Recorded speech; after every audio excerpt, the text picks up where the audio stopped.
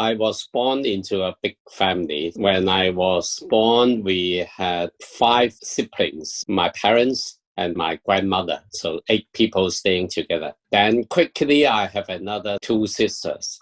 So we grew up like 10 people. We were living in Kowloon City at that time in a subdivided flat, and we had 3 rooms. So 3 families living in 3 rooms. So they are the more wealthy one, including the landlady. After walking through these 3 rooms, then there were 2 bunkers. Okay, so we live in one. So bunk, 2 beds, upper layer and the lower layer.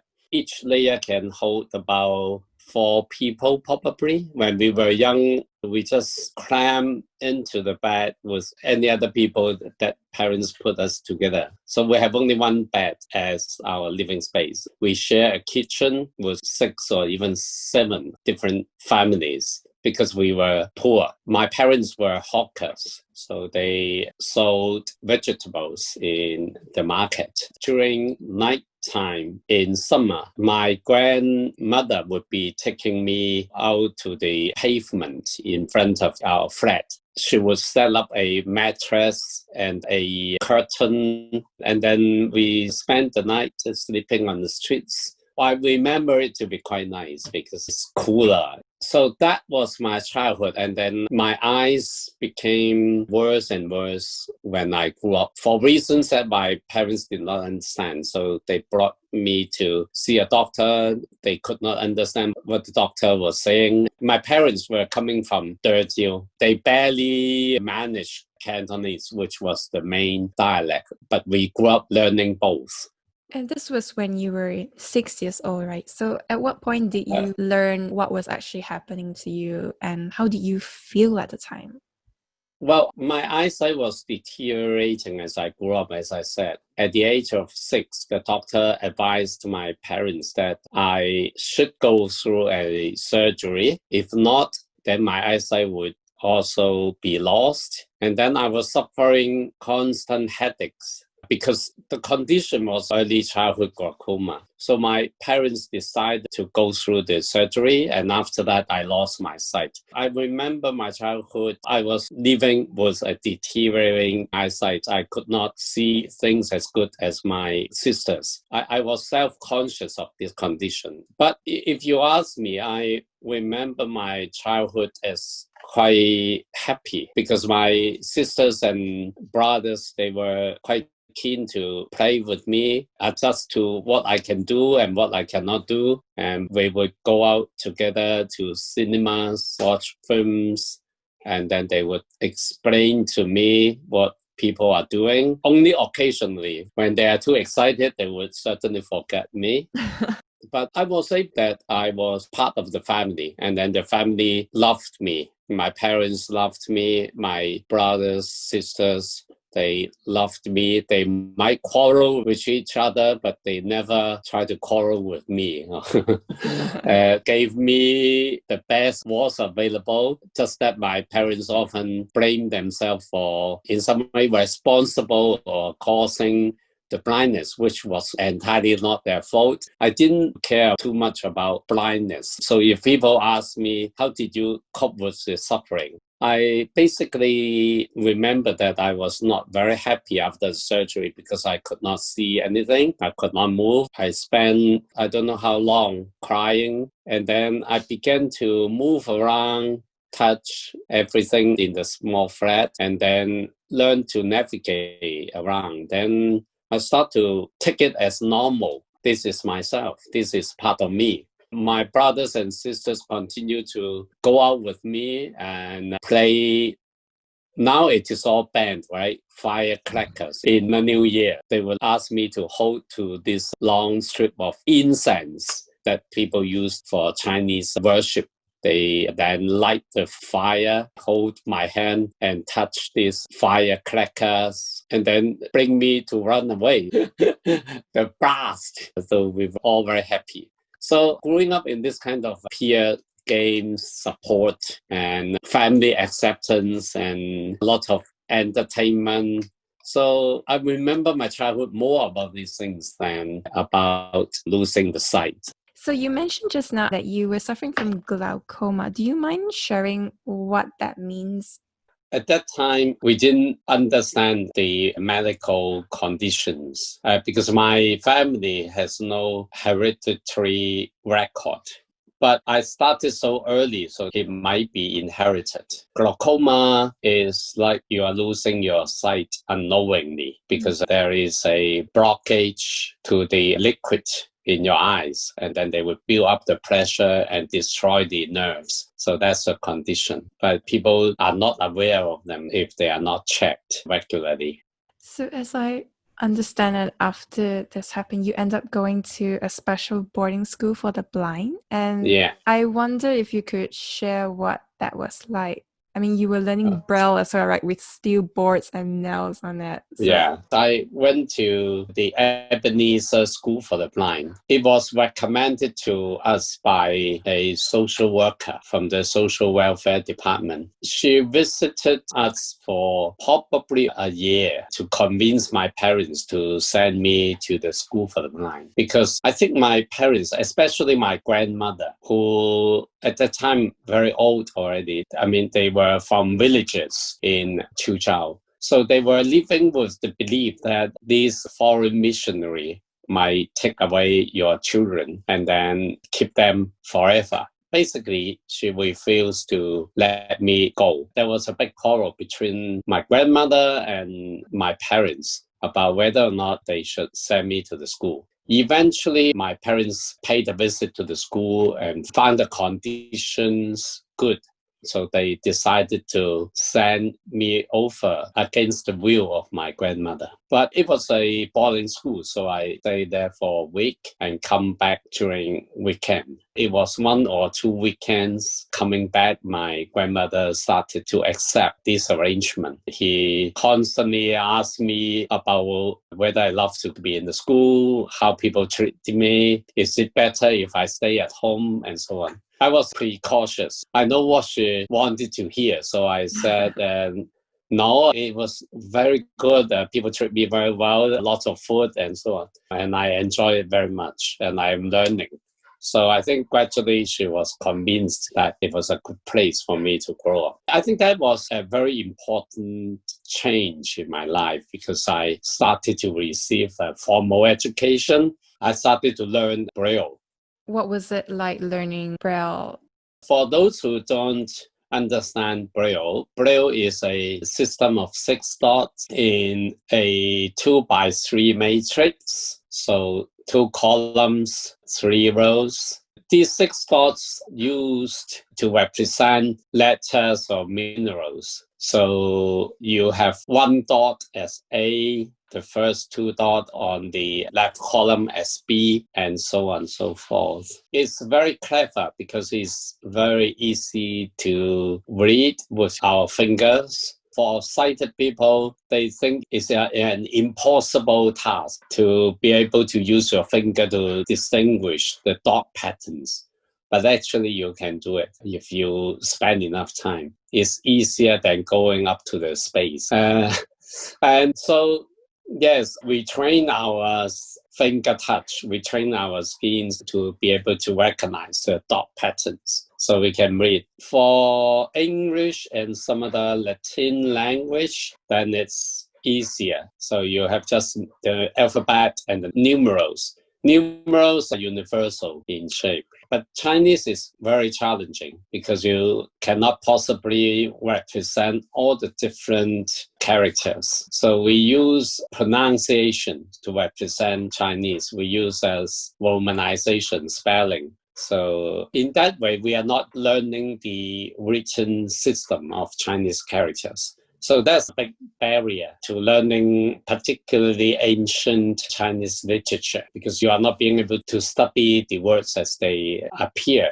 But then in some other way, it's a plus because whenever people can speak, we can put it down in the phonetic systems.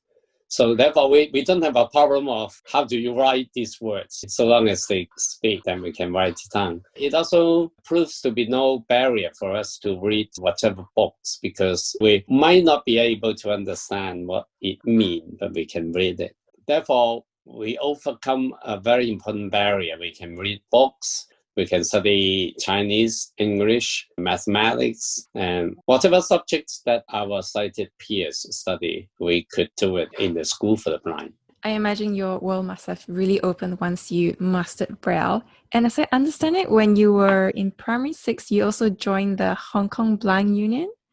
At that time, all the peers started to discuss about what it means to be blind, what blindness means, what is our experience, what can we do and what can't we do. This was somehow a day-to-day questions we ask each other to prove that we can do whatever we want to do, even though we don't use eyesight. So we play football. We use a plastic ball that gives out a sound when it touches ground or wall. We chose a place where there is 2 walls. It's a very narrow lane. And then we use both ends as a goal for goalkeeping. And then we play football by the sound of the ball and by the touch of our foot. So we were very fond of it. Some of my friends swam. We jumped from high up to test our daring, like you jump from the staircase from first step, second step, 3, 4, 5, 6, 7, Wow. and so on. So we were quite crazy and rebellious in a way, according to our teachers. We grew up saying to ourselves we could do things that other people thought we could not. So whenever the teacher said, you cannot do this, we try to do it. Our teachers, some of them were also very open-minded. In the classroom setting, in the control setting, they would teach us how to keep these worms, how to feed them with leaves until they grow up and become a mouse. We learned to read maps with our fingers. So I could even remember the world map in my brain. Even now, I know where countries are located, shape of different continents, and so on. But whenever we have the chance to be on the streets, we were so often hearing things about, if you are blind, you should not go out. It's very dangerous. You are endangering other people. I joined the Hong Kong Blind Union as a member when I was primary 6. I think I became a committee member when I was Form 6. We were inspired by these slogans from the United States that what we need is our rights, not welfare. We are the best people who know the solutions to our problem. We are not the problem themselves. We are the solutions. I'm wondering, as a child and you were exposed to all these different people and pushing the boundaries, did you ever have a dream of what you wanted to do? Because at the time, I think like blind people, there were not many choices that people automatically thought for you, right? Yeah, that's right. For those of us who were brought into a boarding school, that was a great situation to be in. It was like a luxurious living place compared to where I came from. As I said, I share the toilets with 20 families or so. In Ebenezer School, you actually have a flush toilet. We didn't have that kind of thing. Well, that was great. Wow, so modern. But most blind people were in the streets. There was a factory for the blind because welfare for the blind was systematically started by the government only in the 50s. So before that, it was like a few foster homes, including the Ebenezer School for the Blind. Otherwise, people were in the streets. Or some learned to sing, a lot learned fortune telling. There was a good neighbor who recommended my mother to send me to fortune telling. She decided to send me to the school for the blind. Then after graduating from university, I discovered that fortune telling was earning much better than a university graduate. So, whether it's a good choice or not.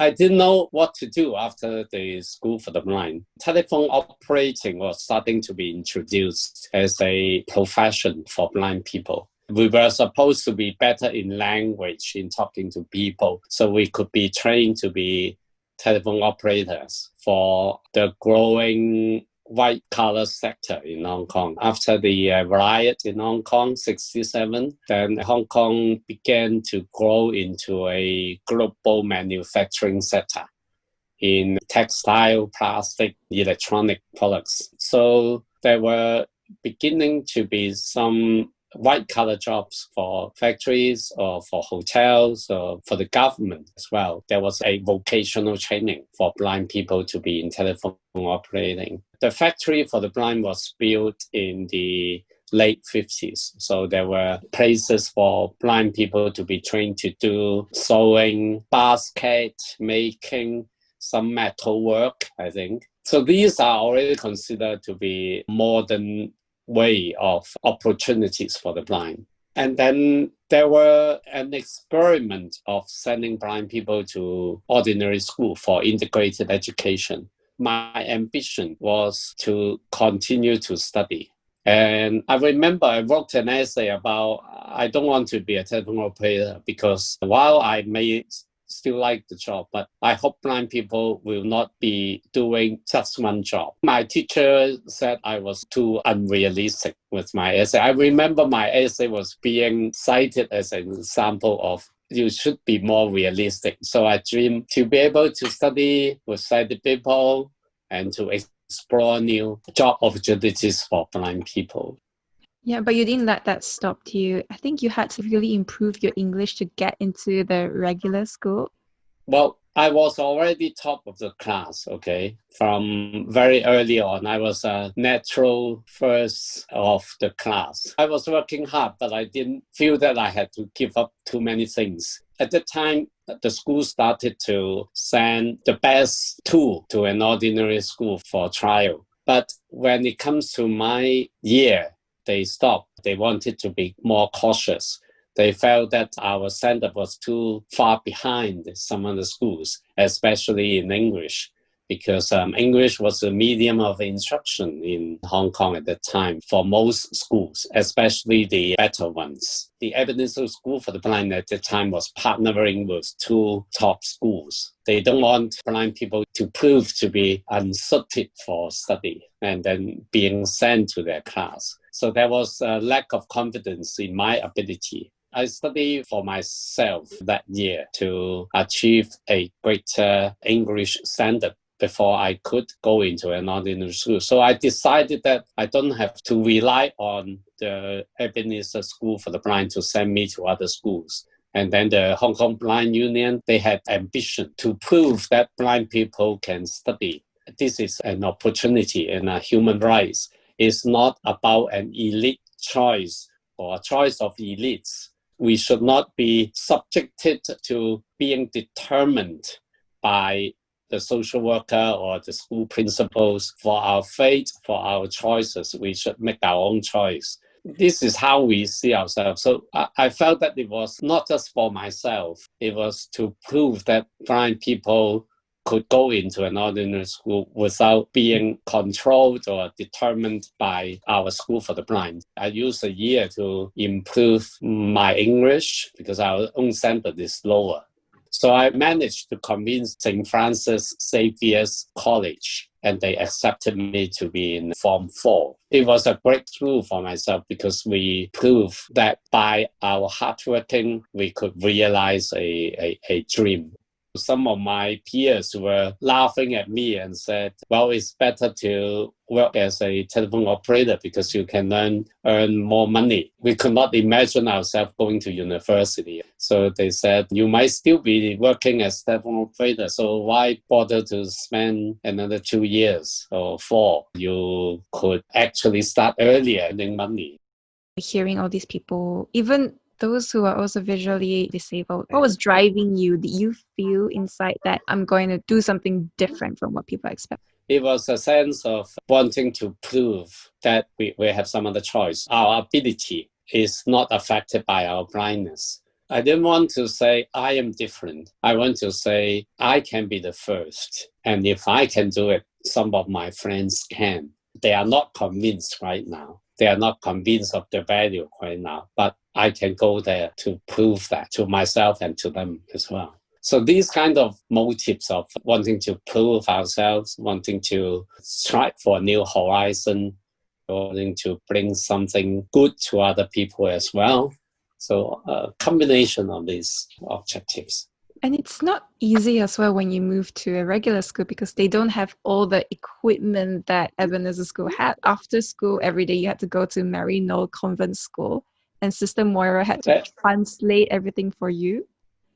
Yeah, there was a sister called Sister Moira from the United States. She happened to know us and asked what she could do. We said what we need is education. She therefore devoted her time to learning Braille and then translate material for us and then set up a student center by borrowing the convent. So it was near the school, not part of the school. She managed to invite the principal to send a lot of their students for volunteer work after their schools. I don't have a lot of textbooks because it takes a long time to translate a textbook into Braille. At that time, there wasn't any computer printing. We were still using a typewriter. So we were using typewriter to type English homework. For Chinese Braille, we have to read to a volunteer who handwrite our essays for marking by teachers. So after school, we'll go to the center and the volunteers will read to us. Then we will use Braille to transcribe them. A few volunteers made the effort to learn Braille so they could translate themselves. Tape recording is another popular means of getting the material. So these are how I overcome some of the challenges. In the School for the Blind, they have a much better support, of course. And then you go back to a better living place as well. In St. Francis Xavier, each day I have to take 2 bus journeys back home and forward. One journey takes about an hour. So it's the comfort that we have to give up as well and the support. But it was very worthwhile. I tried to make the initiative to participate, to make contribution to other students. So instead of positioning ourselves as the target of assistance. So for example, there were some project teams. So I always volunteer to do the things that other project members don't want to do. I try to offer myself to do the write-up, so every fellow student was so happy. And then they were convinced that I did good work. I answer questions during class. I surprised my teacher by being able to handle some maths in my mind. They didn't understand how I did it. I offer assistance to other students who might not understand something. So I felt that this way they were able to accept me. Otherwise, we could become stereotype. People would say, oh, okay, what can I do for you? If you say no, then they would go out, they have their friends. They might not treat you as part of their friends. We went out to cinema together. We went to concerts together. And some of the friends even invited me to their home for a stay. I was truly integrated. So it was not just about managing to do the homework, to get the exam done. It's also to overcome how other people define you, to define yourself and your relationship with others through your own effort. So after all that, you end up going to University of Hong Kong to do a bachelor's in English studies in 1978. What was the plan then? Like, how did that come about? I was intending to study economics, and then the English department and the psychology department were very friendly and proactive lecturers who came to me and said, okay, if you choose to study with us, we'll give you the best support. To go into the university was a battle because at that time, only 2% of the age groups could go into a university in Hong Kong. Now is 40% or 50%. That was late 70s. We have only 2 universities, the Chinese University, the Hong Kong U. Our school curriculum was targeting Hong Kong U, so I naturally took that exam. But my peers, my friends were very opportunistic. They had to be because it was so slim a chance to get into Hong Kong U. They would like take 7. I only did 1. I said, well, 1 is already so much work. I could not afford to do too many exams. So I put all my eggs into 1 basket. I got through. So it was a big thing because we were in the arts stream.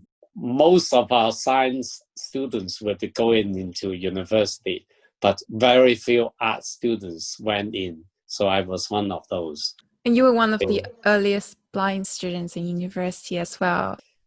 The first batch was 2 students. The second batch was 1. So I was the 4th, I think. My year has 2, but 1, my friend suffered from eye disease during the year. So he could not be admitted. There was a delay. And as I understand it, at the time you were thinking of entering academia, right? Until an incident with your friend in 1979, where he was declined the opportunity to even take a recruitment exam with the Hong Kong government. Yeah. Thank you for reminding this. As I said, I was the 3rd batch. He was the 2nd batch. So he graduated a year earlier in 1980.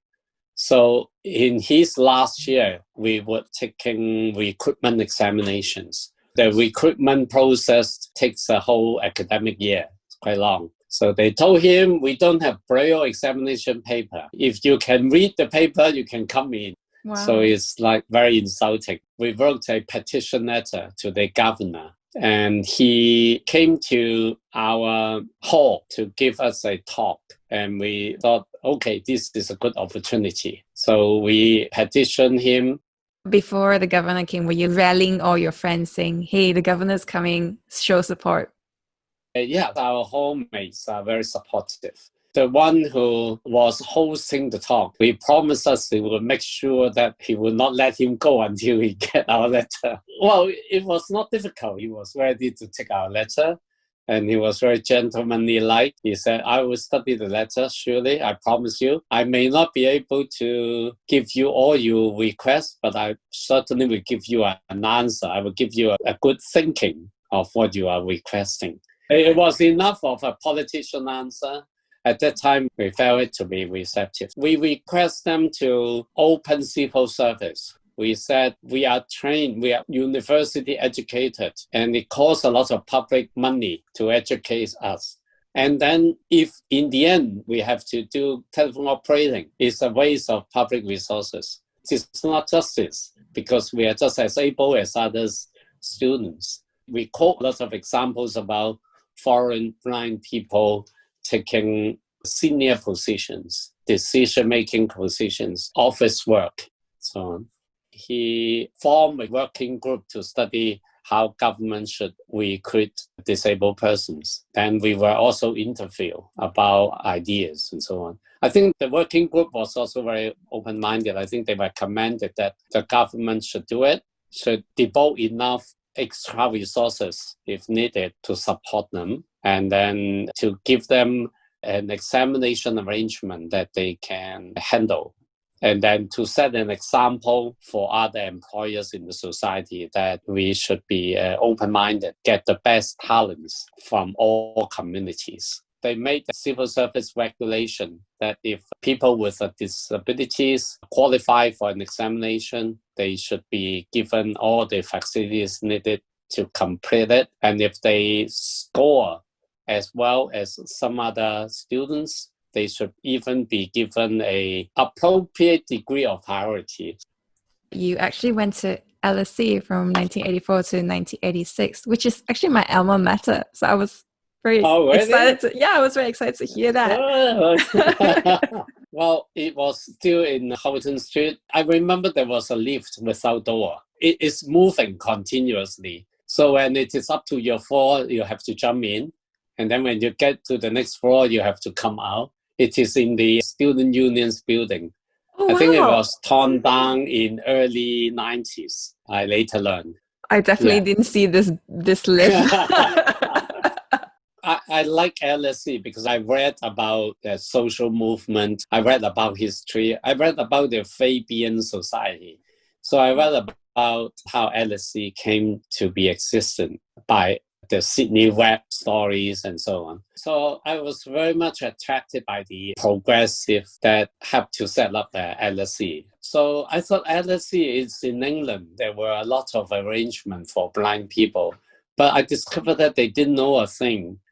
And then I have to tell them how to make examination arrangement. I asked them to go to the Royal National Institute for the Blind. They didn't know, but students' service director was very helpful. We wanted to promote the understanding of the school and the students. So we formed an organization called the Society for the Enlightenment of the Sighted. It lasted for a few years. I was a founding chairman. There was a law student who was blind from Ghana, and there was a blind master student from UK. I studied information systems in the first year of my master. I still felt that I wanted to come back to Hong Kong to work. So there was this tension between doing academic work or doing some other work. I felt that I didn't have enough conviction to do academic work. I prefer to read or debate the conclusions or the findings, and then going through the ritual of research, of compiling the data, doing literature review. It was too much for me. I think you have to read a lot of books you don't want to read in the first place. I have an intellectual curiosity, but I didn't have the perseverance in academic work.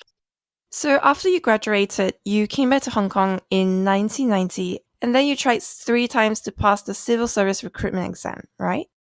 It was... Hey everyone, welcome to episode 25 of the So This Is My Why podcast. I'm your host and producer, Lingya, and today's guest is Chan-Yau. Now, I first heard of Chan-Yau through a wonderful app called Be My Eyes, which connects volunteers, which can be anyone listening to this podcast, with those with visual impairments.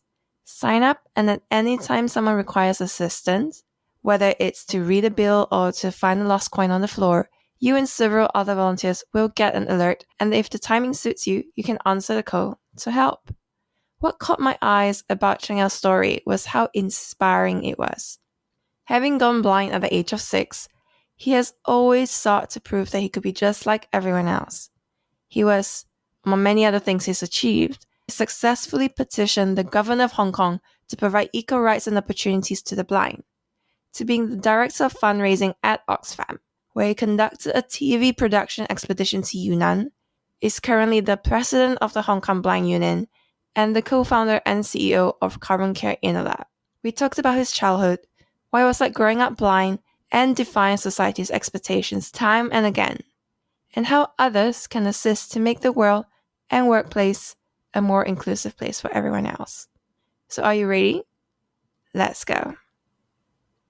It's like trying to break into a wall, hopefully also for other people. So I tried 3 times. And the third time, we went through a written examination, an oral examination, and the third part is a group examination. So I was put into a group of 7 people, and we were given a topic and 7 roles, and we have to discuss public security ordinance. So we discussed a topic 7 times. We try not to be repeating the same thing, but we change roles. I guess it's a test of your knowledge, your communication, and your ability to engage with a team. At that time, 3,000 people taking the exam, and they admitted 30-something. So now it's even more challenging. So you end up becoming the first and only Hong Kong government administrative officer who was blind. Yeah. What was your role there?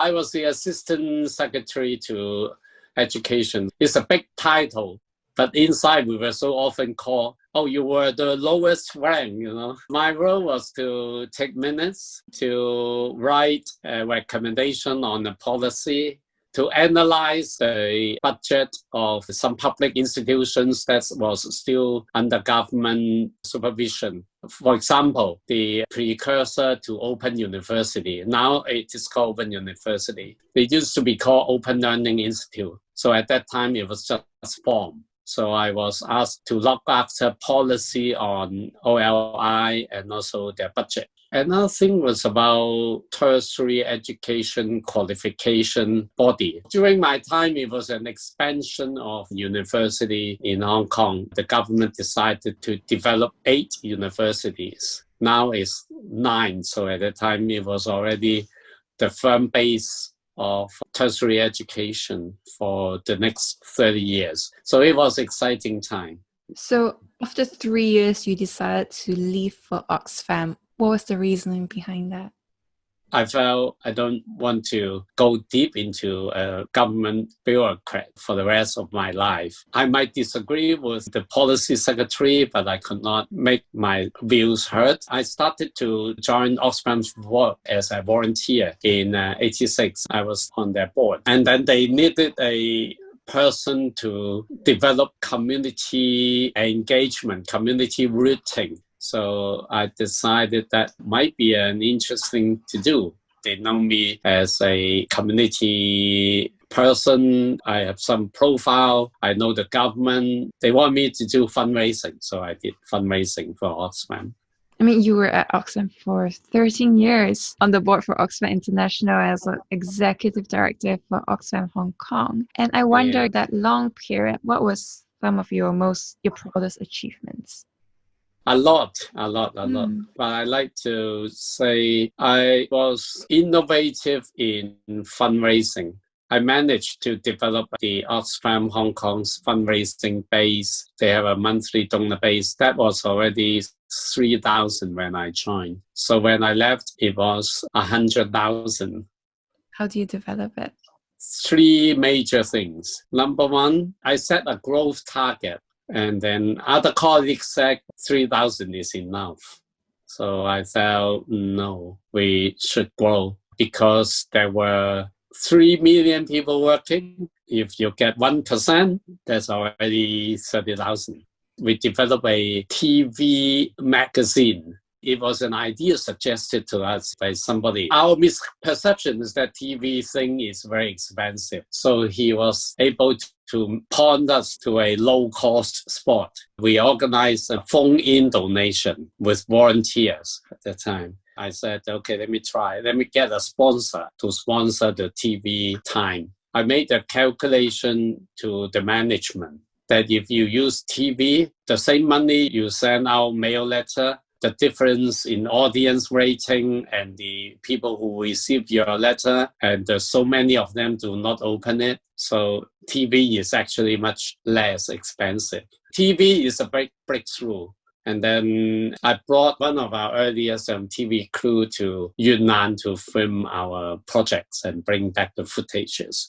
So therefore, making use of TV to appeal was a big thing in my time as fundraising director. And the second method we used was to do face-to-face recruitment on the street. I was inspired by what the other Oxfams are doing, some other big NGO like Greenpeace. At that time, there was an economic recession, and then a lot of people lost their jobs. The people who work in restaurants, they lost their jobs. They became joining retraining programs. This generation of people were growing up with us. They were factory workers before. When all the factories moved up to the mainland, they became lowly service industry workers. I shouldn't say lowly, but at least the front line. So I felt, okay, we might be able to offer them some jobs as well. So we trained them to be donor recruitment representatives. We tell them about poverty, Oxfam's mission, global poverty, but translated it into ordinary language. We believe that they could become change driver and they can change themselves. They are in a situation of also suffering from economic downturn, and then they are helping an organization which champion opportunities for the marginalized and who are concerned about structural poverty, about changing inequalities. So the TV and face-to-face, we generated so many donors. I think they were the main drivers. I was in WTO campaign. That was a big thing. I was asked to represent Oxfam to debate with the Director General of trade organizations in Hong Kong. And then I went to see the Chinese ambassador to WTO. I also developed our China program, built urban poverty program, and engaged in policy research in China. I felt that that was the period where our organization grew fastest.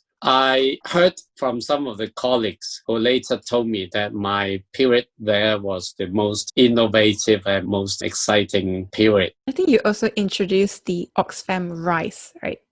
Yeah, that was an opportunity for us to work with community level organizations. I said, let's have a street-based fundraising event because we were too far away from the people at that time. I said, well, let's find something to sell. So people start to imagine, brainstorm. We came down to rice, and then we discovered there was a committee member who was a wholesale rice seller. So they could donate rice to us. Why rice though?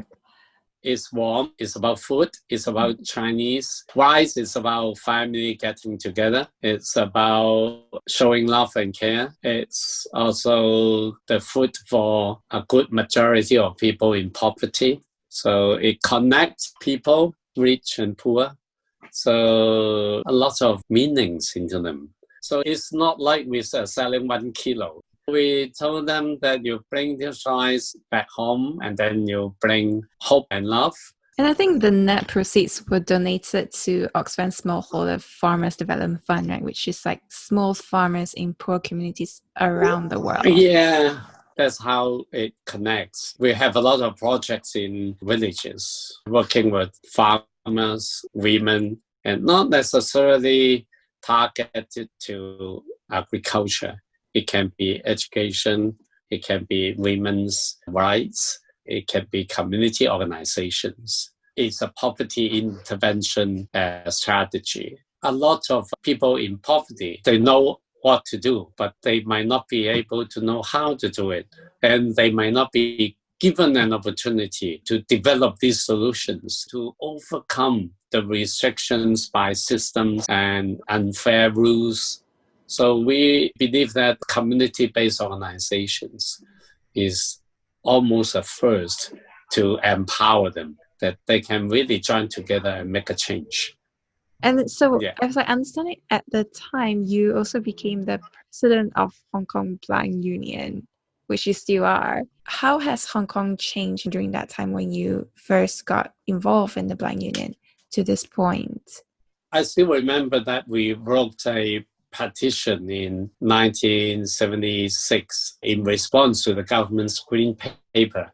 We were asking for legislative protection of the rights of blind people. I think it was 1995 when the government introduced the Disability Discrimination Ordinance. So it took 20 years. And then I was consulted for, I think, a year working with a few people, including a government official. The transportation also changed a lot. We have the highest number of audible traffic light signals in Asian cities. This is my estimate, okay? So, but in the early 80s, when we asked the government to install them, they were very cautious. They said if they install too many audible traffic light signals, encourage the blind people to go out in the streets, which is in itself dangerous. So I said, well, we decide to walk on the streets, irrespective of whether or not you install these audible traffic light signals. We are the best people who know what we can do and how we want to do it.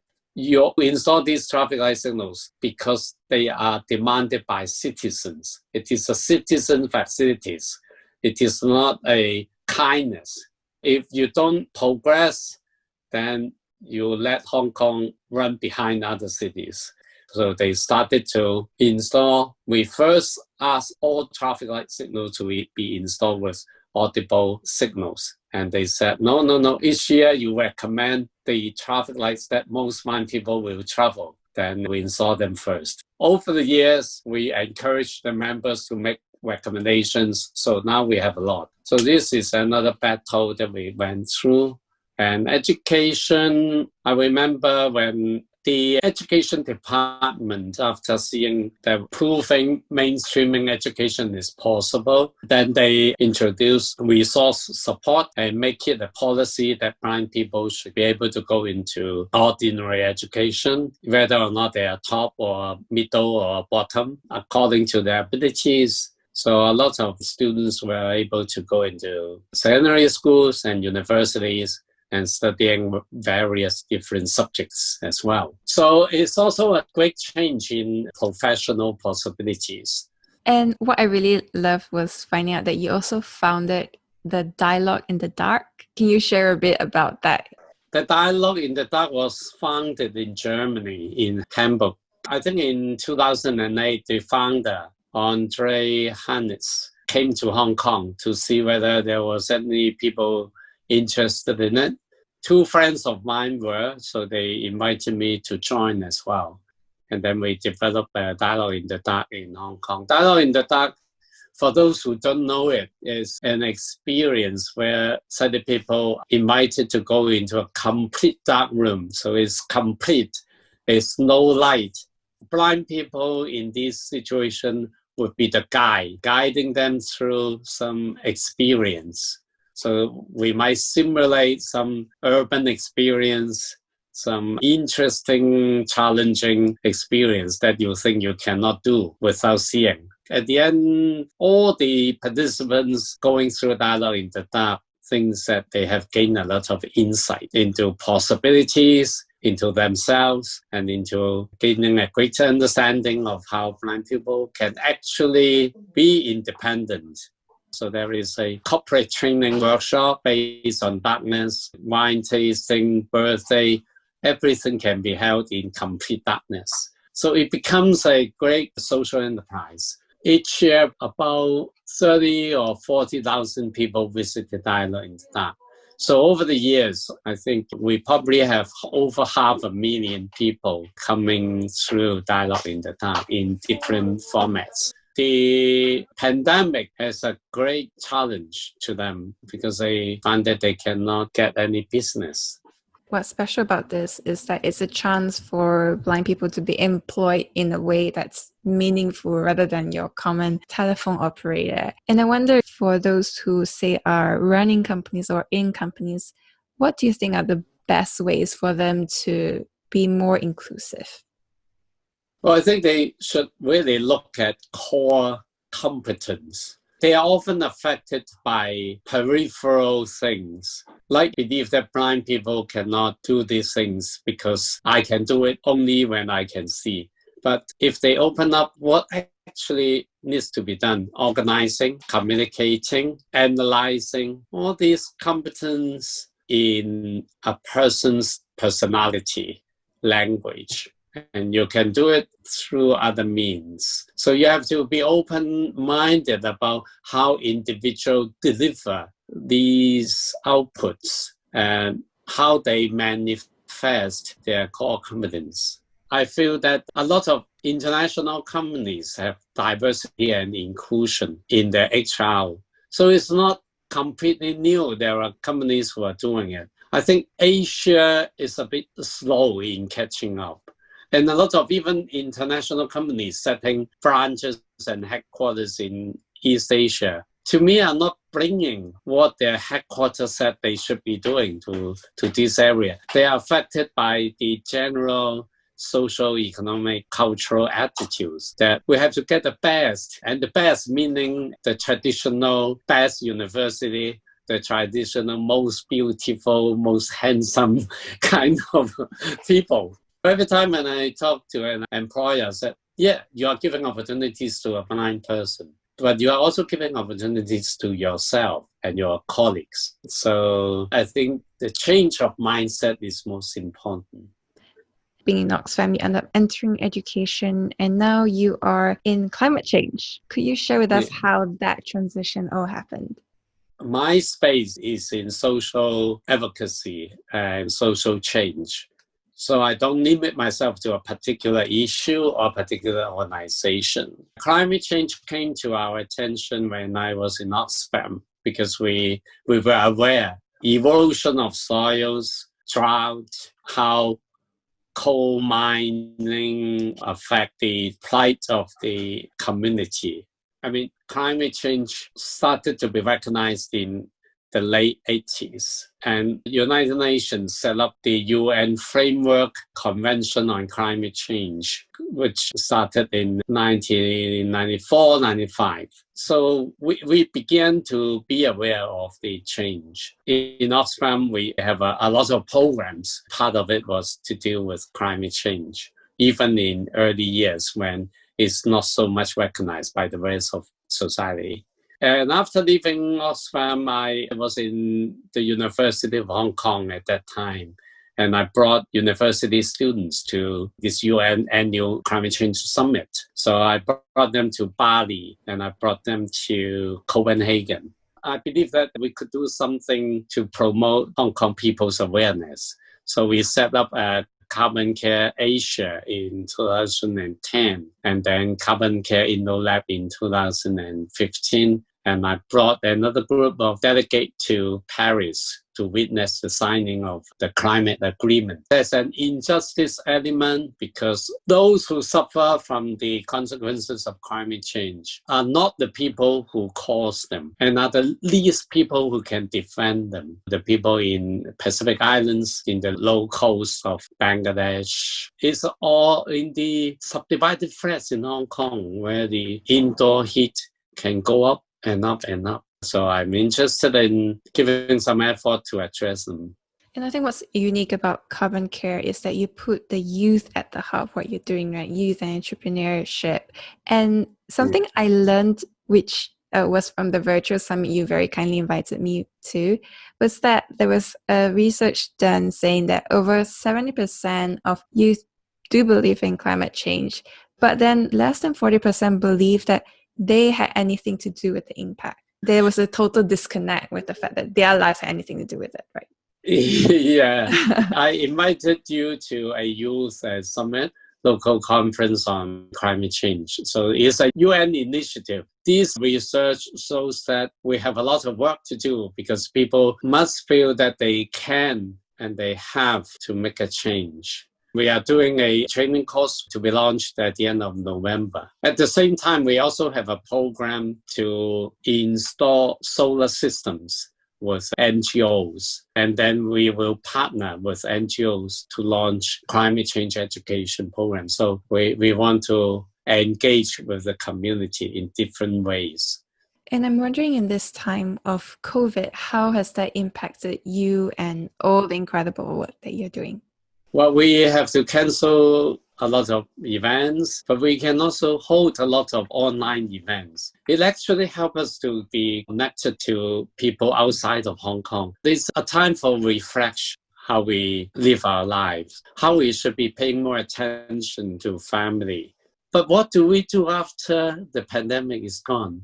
Do we go back to business as usual? They call in Cantonese revengeful consumption. I must eat more. I don't have any restriction. I must spend all my time in consuming. No, this is time for us to find out what is actually best, what is actually core value in human life, human interaction. How to create jobs that do not destroy the environment. How to create jobs that are really doing things meaningful to other people.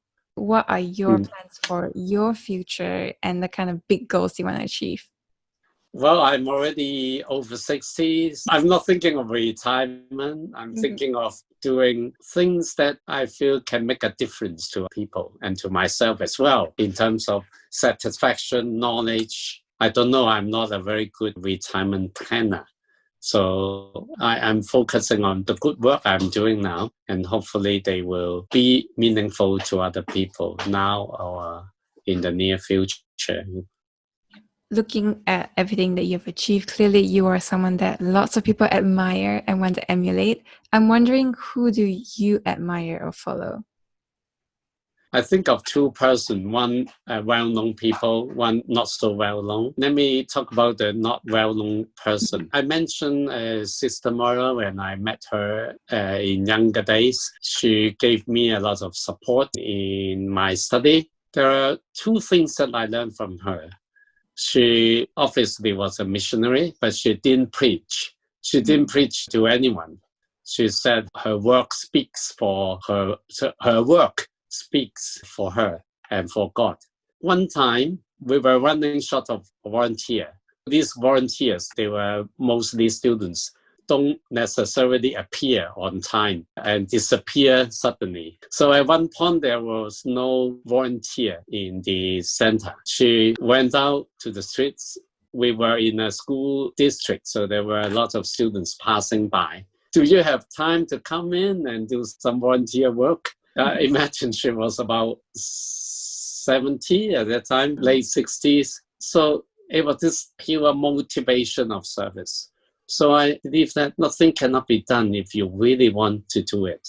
She gave me faith that you don't have to be cynical. You don't have to be purely talking. You can act. They can be real and meaningful. I admire Nelson Mandela fighting for the rights of the Black. A lot of time was being able in the prison for 27 years and was even able to love the enemies, to at least not to be driven by hatred, anger, selfishness, selfness even.